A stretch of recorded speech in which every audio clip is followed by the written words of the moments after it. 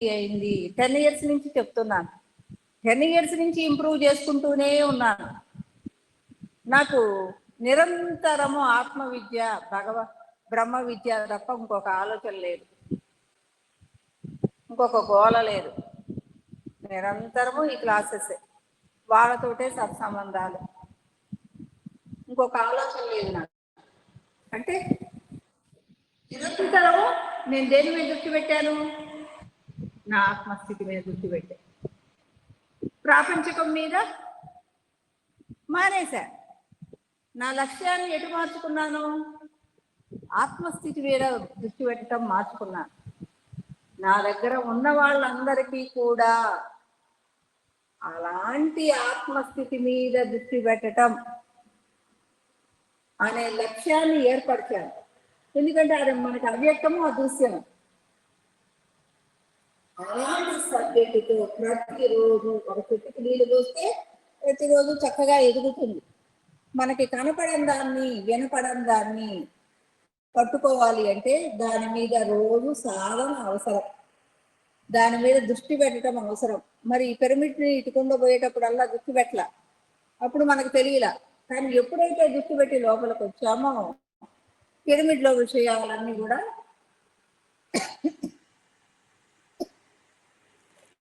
మనకి తెలుస్తున్నాయి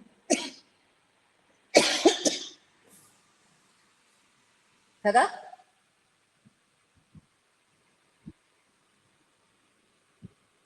మరి అలాగే మన సాధన, మన లక్ష్యాన్ని ఆత్మ విద్య మీద గుర్తుపెట్టినప్పుడు మీలో ఉన్న ప్రతి విషయాన్ని కూడా మనం తెలుసుకోగలుగుతాం. దానికి సాధన అవసరం. నేను మీకు చెప్పాను కదా, ధ్యానం చేశారు కొంతకాలం, ఒక స్టాండర్డ్కి వచ్చారు. ఓ, ధ్యానంలో నేను ఇది తెలుసుకున్నాను అంటే ఏం తెలుసుకుంటారు? ధ్యానంలో ప్రశాంతంగా ఉండటం తెలుసుకుంటారు. మిమ్మల్ని మీరు దర్శించుకోవటం, మీ లోపల మీరు ఎలా ధ్యానం చేసేటప్పుడు ఎలా ఉంది, ఆ స్థితిగతులన్నీ కూడా తెలుసుకుంటారు. ఆత్మస్వరూపము సమస్తము సూది మొనగుచ్చటానికి ఖాళీ లేకుండా ప్రకాశతుల్యంగా ఉంది అని చెప్తారు. ఖాళీ లేదు. ఆత్మస్వరూపం అంతా మొత్తం ఆవరించి ఉంది, అఖండంగా, అఖిలము, అఖండము, బ్రహ్మాండమైన దివ్య తేజంతో వెలుగొందిపోతుంది. ఉన్నాను, మా అమ్మ అక్కడ ఏం చేస్తుందో అనే ఆలోచన నాకు వచ్చింది. నా ఆలోచన ట్రావెల్ చేసిందా లేదా? చేసిందా? ఎలా చేసింది? వాళ్ళు నన్ను తలుచుకోగానే నేను ఫోన్ చేస్తాను, లేదు నేను తలుచుకోగానే వాళ్ళు ఫోన్ చేస్తారు.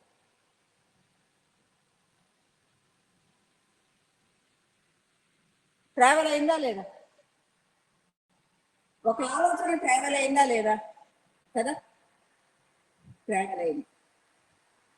మరి దీన్ని యాస్ట్రల్ ట్రావెల్ అనొచ్చా? కానీ అనొచ్చు, కానీ దాన్ని విశదీకరించొద్దు. ఇప్పుడు యాస్ట్రల్ ట్రావెల్ నేను చెప్తే యాస్ట్రల్, మా స్థానయ్య గారు పోయి యాస్ట్రల్ ట్రావెల్, నేను కొత్త పదం బాగుంది యాస్ట్రల్ ట్రావెల్ అని నలుగురికి చెప్తారు. యాస్ట్రల్ ట్రావెల్ అవుతుంది. దాని వెనకున్న సంగతి, దాని లోపల థియరీ ఏది? థియరీ నేర్చుకోవద్దా? థియరీ లేకపోతే పై పై పదాలు ఎలా ఉంటుంది? నేను బ్రహ్మ, నువ్వు బ్రహ్మ, వాడు బ్రహ్మ, వీడు బ్రహ్మ. అసలు ఆ బ్రహ్మం అంటే ఏంటి? దాన్ని చెప్పాలి అంటే నాకు ఒక్కొక్కళ్ళకి సంవత్సరం పడుతుంది కదా. అంటే ఆత్మ విద్య అంతా నేర్పిన తర్వాత బ్రహ్మం గురించి చెప్పాలి నేను. మరి నేను స్టేజీ ఎక్కి నేను బ్రహ్మ, నువ్వు బ్రహ్మ, వాళ్ళు బ్రహ్మ, వీళ్ళు బ్రహ్మ అంటే చప్పట్లు కొట్టేసారి వెళ్ళిపోయారు. మరి నిజమైన జ్ఞాని అలా కొట్టించుకుంటాడా? అవసరమా? నేను నీకు నేర్పాలి, దాని గురించి పూర్తిగా అవగాహన కావాలి నీకు అనేది నా కోరిక. దానికి నాకు చప్పట్లేందుకు? నీకు అర్థం కానప్పుడు? అంతేనా? నీకు అర్థం కావటం లేదు, ఆస్ట్రల్ ట్రావెల్. నీ ఆలోచన అనేది ఈ ఆత్మస్వరూపంలో నువ్వు బాబాను తలుచుకుంటావు. 1,00,000 మంది తలుచుకుంటారు ఒకసారి బాబాని. అదే గురువారం వచ్చిందనుకో, ఒక్కొక్క టైంలో ఎన్నో చోట్ల ఎన్నో లక్షల మంది బాబా డ్యూటీకి చేరతారు. ఎంతో మంది తలుచుకుంటారు. మరి ఇంతమందికి బాబా ఒకసారి కనపడతాడు, కనపడకపోవచ్చు. కానీ నేనేం చెప్తున్నానంటే కనపడతాడు అనేది కూడా చెప్తున్నా. ఇంతమందికి బాబా ఒకే రకంగా కనపడతాడా? ఒక చోట ఆకుపచ్చ డ్రెస్సులు వేసుకుంటాడు. ఎవరు ఏ గుళ్ళో ఏ స్వామిని చూస్తే అలా ఉంటాడు. మరి ఇంతమంది మీరందరూ బాబాని తలుచుకోండి. ఏ రంగు గుడ్డలు వేసుకోనో లేకపోతే ఏదో ఫీలింగ్ అన్నా వచ్చింది కదా. మీకు దృశ్యం కనపడకపోవచ్చు, ఫీలింగ్ వస్తుందా రాదా? కానీ అందరిది ఒకటే ఫీలింగా? చెప్పండి. మీ అందరూ అనేక రకాలైన గుణాలతో ఉన్నారు, అనేక రకాలైన ఆలోచనలతో ఉన్నారు, అనేక రకాలైన దృశ్యమాన జగత్తులో ఉన్నారు. కాబట్టి ఎవరి ఆలోచన కొద్దీ వాళ్ళకి మరి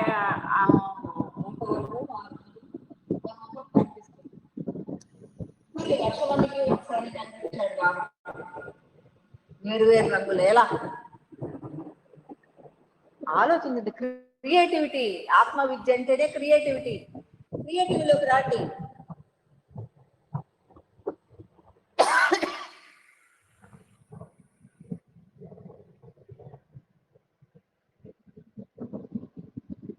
చెప్పండి, సరదాగా ఉండండి. నేనేం క్వశ్చన్లు అడుగుతున్నాను అనుకో.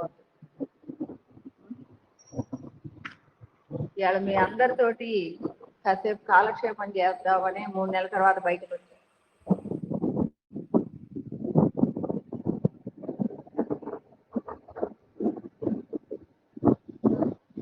చెప్పండి, 1,00,000 మంది 1,00,000 బాబాల దర్శనం చేస్తూ ఉన్నారు. ఎవరి భావన వాళ్ళకి కనపడుతుంది. అక్కడ ఉన్నది మనం బాబా గుళ్ళకి వెళ్తాం, కింద పాదాలు కనిపిస్తాయి, పాదుకలు, పాదాలు. ఎప్పుడైనా వాటి గురించి ఆలోచించారా? పోయామా బాబా పాదాలకు దండం పెట్టుకున్నాం, ఏందంట గుడికి వెళ్ళాం, శటకోపం పెడతారు, దాని మీద కూడా పాదాలు ఉంటాయి. వెంకటేశ్వర స్వామి గుడికి వెళ్తే వాళ్ళ పాదాలు, ఇంకో గుడికి వెళ్తే ఇంకొకటి పాదాలు. ఏందంట అది? దేనికి పెట్టుకుంటున్నాం? పెట్టుకుంటున్నాం అంటే ఒక వ్యక్తి యొక్క జ్ఞాన ప్రకాశము, ఒక వ్యక్తి యొక్క జ్ఞానము ప్రకాశతుల్యంగా ఆ హృదయంలో నిలిచి ఉంటుంది. ఆ హృదయాన్ని మనకి చూపించాలి అంటే ఆంజనేయ స్వామి కనుక లాగి చూపిస్తారు కదా, దాన్ని మనం గుళ్ళో వేసి చూపిస్తే కుదరదు కదా. ఆ భగవంతుడి యొక్క పాదాలు జ్ఞాన ప్రకాశాలు. ఆ భగవంతుడు తను జీవించి ఉన్నంత కాలంలో దేన్నైతే అధ్యయనం చేసి తెలుసుకొని ఉన్నాడో ఆ జ్ఞానాన్ని మనకి అనుసంధానం చేయమని మనం ఆ పాదాలకు మొక్కుతాం. అర్థమైందా? కరెక్ట్ కాదా? ఎక్కడికి వెళ్ళినా పాదాలకే కదా మనం మొక్కేది. వెంకటేశ్వర స్వామి ఏం చెప్తాడు? ఆయన దగ్గరికి వెళ్తే ఏం చూపిస్తున్నాడు? అన్ని పరీక్షగా చూడాలా. ఏం చూపిస్తాడు?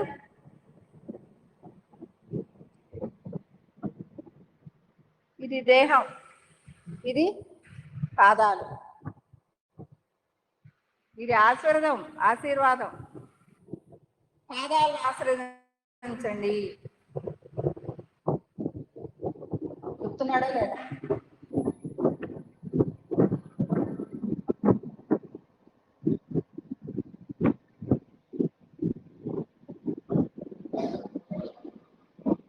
కొండల మీదకి వెళ్ళి శ్రీనివాసుడు తపస్సంపన్నుడై ఈశ్వరత్వాన్ని సాధించి కటకటాలనే వేం అంటే తీసివేయటం, ఏంటి మనకున్న ఇక్కట్లని, అంటే ఆయన సాధించిన సాధన ద్వారా ఎదుటి హృదయాలలో ఉన్న ఇక్కట్లను తీసివేసి ఈశ్వరత్వం పొంది ఉన్నాడు ఆయన.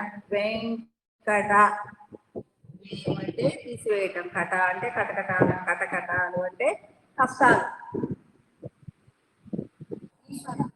ఉన్నాడు కదా. మరి ఇలాగే ఎంతో మంది మనకి తెలియకపోవచ్చు. మనం దేవుళ్ళు డైరెక్ట్గా ప్రత్యక్షమయ్యారు, ఇలా ఉన్నారు, అలా ఉన్నారు అనేది మనం అనుకుంటాం, పుక్కిటి పురాణాలు. దాని వెనక్కి వెళ్ళి ఆలోచించండి, వాళ్ళు కూడా సాధనా పరులే. మనం శ్రీశైలం వెళ్ళాం, మల్లికార్జున స్వామి దగ్గరికి వెళ్ళాం. దాన్ని అధ్యయనం చేసినప్పుడు తెలిసింది, అక్కడ అనేక యుగాలం, దాదాపు శ్రీశైలము కృతయుగం నుంచి కూడా శ్రీశైలం యొక్క ఇది ఉంది. అంటే ఆ కాలానికి ముందు కూడా ఎక్కడో కొండల్లో సాధనా పరుడు ఎంతో సాధన చేసి తన జ్ఞానాన్ని ఆ లింగాకారంలో, అంటే కొండల పైకి వెళ్ళి రాళ్లలో నిక్షిప్తం చేస్తే దాని ద్వారా వాళ్ళ యొక్క స్థితిగతులను ప్రకటన చేయవచ్చు అనేది ఒకప్పటి విషయాలు. అందువల్ల మనకి అనేక చోట్ల అనేక శివలింగాలు కనపడుతూ ఉంటాయి. అప్పటి కాలంలో అలాంటి, తర్వాత కాలంలో గుంట తీసుకొని జీవ సమాధులు అయ్యారు. మళ్ళీ ఇప్పుడు జీవ సమాధులు అవుతారా? మనం ఎవరన్నా బాగా అధ్యయనం చేసాం, నేను జీవ సమాధి అవుతాను అంటే కాళ్ళు ఎరగొట్టి తీసుకెళ్తారు మన ఇంట్లో వాళ్ళు కదా. జీవ సమాధులు చేశారు. అంటే జీవ పరిణామ క్రమంలో ఈ ఆధ్యాత్మికంలో కూడా రకరకాల పరిణామాలు. కానీ వాటిని అధ్యయనం చేసినప్పుడు తెలుస్తూ ఉంటుంది, నిన్ను నువ్వు అధ్యయనం చేసుకున్నప్పుడు వీటన్నిటి యొక్క విషయాలు నీకు తెలుస్తాయి. ఇవన్నీ నీలోనే ఉన్నాయి. ఆ కాలంలో శ్రీశైలంలో అధ్యయనం చేసి మల్లికార్జునుడుగా ఉన్న ఆయన నీకంటే భిన్నంగా లేడు. నీకంటే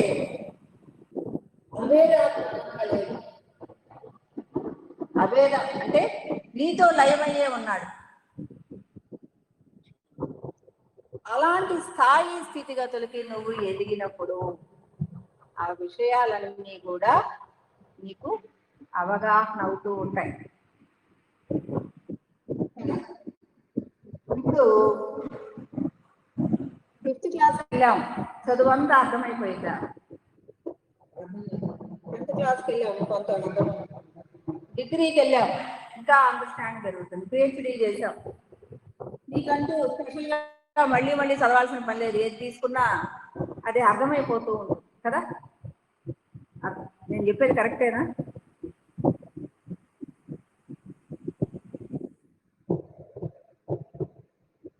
మరి అంటే నీకంటూ ప్రతిదాన్ని అర్థం చేసుకునే ఒక స్టాండర్డ్ వచ్చేసింది కదా. మరి అలాంటప్పుడు ఆధ్యాత్మికంలో అత్యున్నత స్థాయి స్థితిగతులకు ఎదిగినప్పుడు ఈ సర్వజన్మ ప్రతి ఒక్కటి నీవే అవుతాం. వేరే పుస్తకము అక్కర్లేదు, వేరే మనుషులు అక్కర్లేదు. ఎందుకు అంటే ఈ మనుషుల లోపల ఉన్న ఆత్మస్వరూపాలన్నీ నీ అవగాహనలో ఉన్నాయి, నీవై ఉన్నావు. దీని మీద ఆలోచన పెడితే అది నీకు వచ్చేస్తుంది. మరి ఆయా స్థితిగతులకు వెళ్ళినప్పుడు అప్పుడు ఆ కాలంలో మల్లికార్జునుడు, విశ్వేశ్వరుడు వీళ్ళందరూ వేరు వేరు. ఇప్పుడు నేను చెప్తున్నాను, నేనే వేరు కాదు, నేనే మల్లికార్జుని, నేనే విశ్వేశ్వరుడు, నేనే సర్వాంతర్యామిని. ఎందుకంటే వీళ్ళందరినీ నేను పట్టేసుకున్నాను, వీళ్ళందరిలో నేనే ఉన్నాను, వాళ్ళందరి అవగాహన నా అవగాహన. ఎందుకంటే వీళ్ళందరినీ నేను చదివేశాను. అర్థమైందా? అంటే ఒక స్థాయి అవగాహన స్థితిగతుల్ని మీరు పట్టుకోడండి. ఏమని బడాయి కొడుతుంది, అబద్ధం చెప్తుంది, నేను వాటి గురించి చెప్పటల్లా. మీరు ఆ స్టాండర్డ్ లో ఎదగొచ్చు అని చెప్తున్నాను.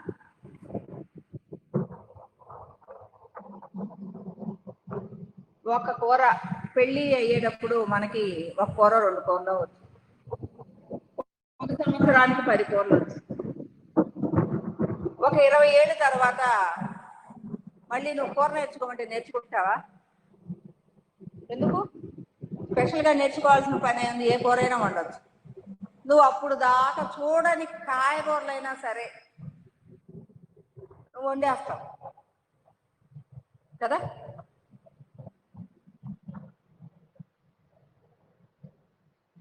ఎందుకు అంటే దాన్ని కొయ్యగానే దాని రుచి ఏంటి అనేది తెలిసిపోతుంది.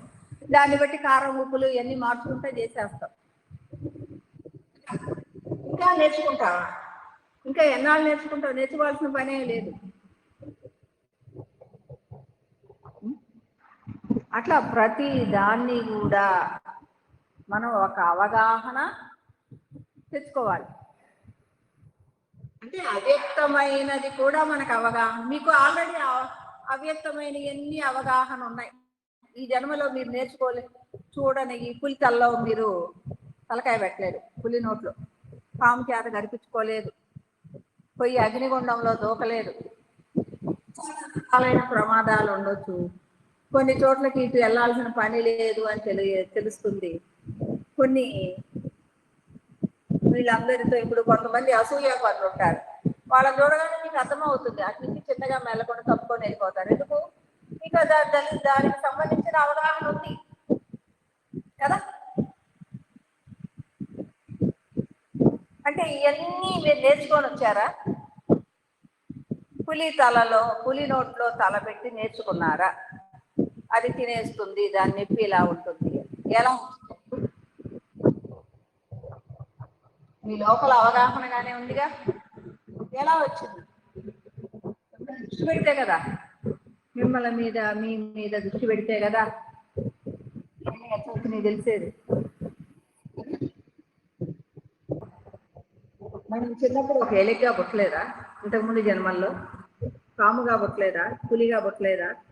అనేక జన్మలలో అనేక జీవరాశులుగా మనం జీవించే ఉన్నాం. వాటన్నిటి యొక్క అనుభవ జ్ఞానాలు మనలో నిక్షిప్తంగానే ఉన్నాయి. మనం దాన్ని చూడగానే దాని విషయం మనకు అర్థమైపోతుంది. ఈ జ్ఞానం అంతా, నీ అనుభవ సారాల యొక్క జ్ఞానం అనేక జన్మలయ్యంతా మీలో నిక్షిప్తంగానే ఉంటుంది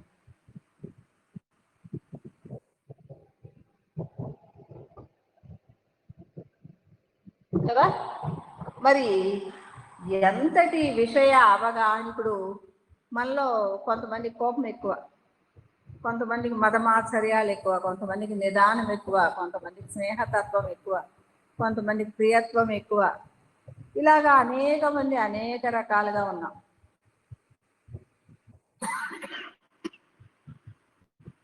కదా. ఇవన్నీ ఎందుకు ఒకే రకంగా ఉండొచ్చుగా? అనేక జన్మలుగా అనేక అనుభవ జ్ఞానాలతో జీవించి ఉన్న మనము మన మీద ఉన్న ప్రభావాల ద్వారానే మనం ఇది అని నిరూపించుకోగలం. ఇప్పుడు మోహన్ రెడ్డి గారు అనగానే ఆయనకు ఒక తత్వం ఉంది. ఇదిగో మోహన్ రెడ్డి గారు అయితే ఇట్లుంటారు అంటారు. అయితే అదిగో సునంద అయితే, ఇదిగో సునంద అయితే ఎలా ఉంటది అని, హరిత అయితే ఎలా ఉంటుంది. మీకు వెంటనే చూడగానే మనుషులుగా మనస్తత్వాలు గుర్తుకొస్తున్నాయా లేవా? మీ స్నేహితుల గురించి, చుట్టాల గురించి ఆలోచించుకోండి. మనస్తత్వాలే గుర్తుకొస్తాయి.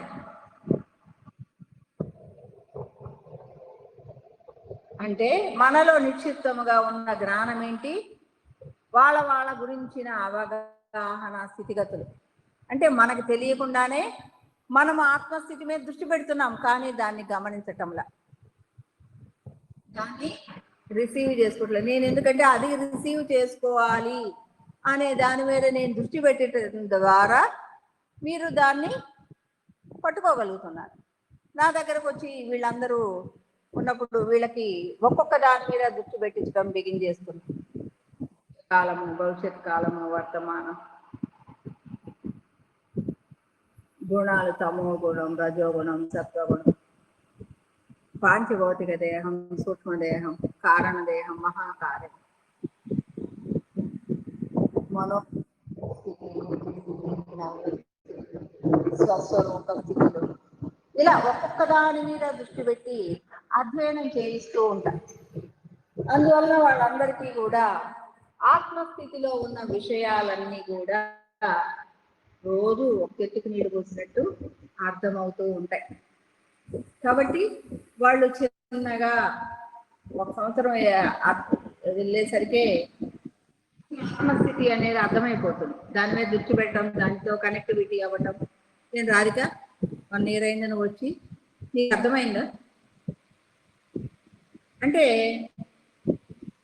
వాళ్ళకి దేహస్థితి మీద దృష్టి పెట్టాల్సిన పని లేదు. డైరెక్ట్ ఆత్మస్థితితోనే కనెక్టివిటీ కలిగి ఉంటాం. ఇప్పుడు నేనున్నాను అంటే మీ అందరి హృదయాల వైపే దృష్టి పెడతాను, దేహాల వైపు దృష్టి పెట్టిన. అట్లాగే దేహం తెలియదా అంటే అన్నీ తెలుసు. నేనేదో పెద్ద బ్రహ్మ విద్య చేశాను, నిన్ను మర్చిపోయాను అని అంటే, నేను నిన్ను గుర్తుపట్టలేదు, మర్చిపోయాను అంటే నేను యాక్షన్ వేస్తున్నాను అని. బ్రహ్మ విద్య చేసేవాళ్ళు బ్రహ్మ జ్ఞాని అయితే ఒక్కసారి పేరు చెప్తే చాలు, ఎక్కడన్నా ఒకసారి రూపు చూస్తే చాలు, కనెక్ట్ అవుతుంది.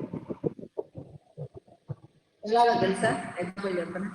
మనం రోబో సినిమా చూసామా? అందులో చిట్టి ఉంటాడు,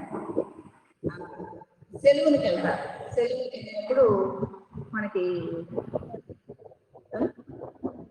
టెలిఫోన్ డైరెక్టరీ ఓపెన్ చేసి చదవమంటే వాడు తిప్పేస్తాడు. మొత్తం తిప్పిన తర్వాత అతను టెస్ట్ పెడతాడు, ఇందులో ఏముంది అంటే అడ్రస్ తోటి సహా, ఫోన్ నెంబర్ తోటి సహా చెప్తాడు. అలాగే ఈ అమ్మాయి ఎగ్జామ్ రాయాలి అని అంటే మొత్తం ఇట్లా దిక్కు చదివేశాను, నీకు ఏది కావాలంటే అది చెప్తాను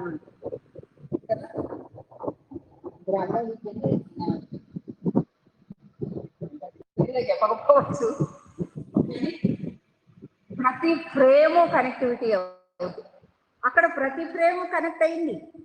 వాడు స్పీడ్గా తిప్పినా ప్రతి ఫ్రేము కనెక్ట్ అయింది, ప్రతి పేజీ, ప్రతి అక్షరం. అలాగే బ్రహ్మ విద్య చేసినప్పుడు కూడా ప్రతి ఫ్రేము, ప్రతి ఆలోచన, ప్రతిదీ కనెక్ట్ అవుతుంది. 10 సంవత్సరాల తర్వాత అయినా సరే. మా గురువు గారు 10 సంవత్సరాల క్రితం ఒక సబ్జెక్ట్ చెప్పాడు. ఆ రోజు నేను అనుకున్నాను, ఇది ఈయన కంటిన్యూ చేయరేంటి, అరే నాకు ఇది దీన్ని ముందుకి కంటిన్యూ చేస్తే పూర్తిగా చెప్పకుండా ఆయన స్కిప్ చేసేసాడు. అడిగాను, గురువు గారు నాకు అది చెప్పండి, ఇంక నువ్వు దాన్ని వదిలిపెట్టవా అన్నాను. తర్వాత మళ్ళీ అడిగాను, అని స్కిప్ చేశాడు. నాకు బాగా కోపం. కానీ తర్వాత కాలంలో నేను సబ్జెక్టు చెప్పేటప్పుడు నాలో నుంచి ఆ సబ్జెక్టు చకచక వచ్చేసి ఆయన నాకు చెప్పలేదు, కానీ నాలో నుంచి ఎలా వచ్చింది, నా స్టాండర్డ్ అవగాహన ఆయన స్టాండర్డ్ని రీచ్ అయింది. అంటే ఇక్కడ ఉన్నది ఒక్కటే.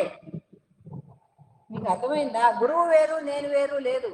నేను అందుకోలేనంత వరకు నా గురువు గొప్పవాడు. నేను ఆ స్టాండర్డ్కి వచ్చిన తర్వాత ఆయన మొత్తం నేను లాగేస్తాను. ఆయన అంటాడు, నేను చెప్తున్నాను కదా నువ్వు విను నా క్లాసు అంటాడు. నేనేమంటాను, నువ్వు ఎక్కడైనా చెప్పుకో సమస్తంలో, దాన్ని నేను రిసీవ్ చేసుకొని చెప్పగలను అని అన్నప్పుడు ఆయన బిత్తరపోయేవాడు. ఒక్కోసారి. ఎందుకు అంటే అంత ఛాలెంజింగ్గా ఉంటాం మేము. దగ్గర శిష్యరికం చేయటము అంటే, గురువుల దగ్గర శిష్యరికం చేయటము అంటే వేరే వైపు దృష్టి పెట్టించమాట. 10-15 రోజులు మెలకువగానే కూర్చోవాల్సి వచ్చేది. శిక్షణ అనేది ఖచ్చితంగా ఉండాలి. లేదంటే ఆత్మహత్య. ఇంతమంది గురువులు, ఎంతో మంది గురువుల దగ్గర నేర్చుకున్నారు. వాళ్ళకి జన్మలు పట్టినాయి అంట.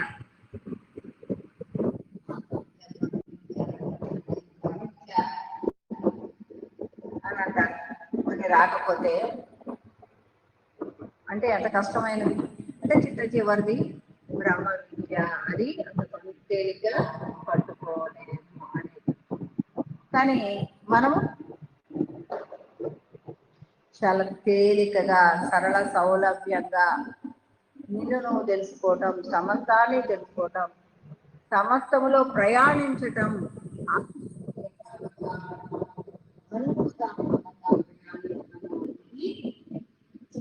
తేలిగ్గా నేర్చుకోగలిగిన స్థితిలోకి తీసుకొచ్చి భగవంతుడు అనేది